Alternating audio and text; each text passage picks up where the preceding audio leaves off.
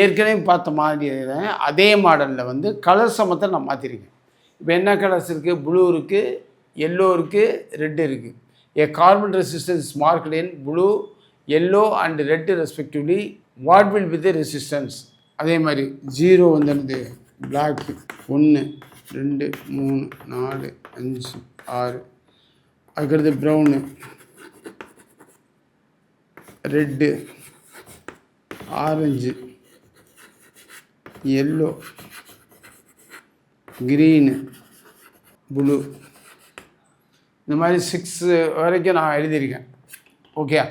இப்போ blue colour என்ன number? 6. Okay. Yellow colour என்ன நம்பரு? 4. ஓகே. ரெட்டு வந்து என்ன நம்பர்? 2. அப்போ 64 × 10⁻². இதை வந்து ரிசல்ட்டு. நம்ம கலர்ஸை வந்து கண்டுபிடிக்கணும். கலர்ஸ் வந்து எப்படி இருக்குது?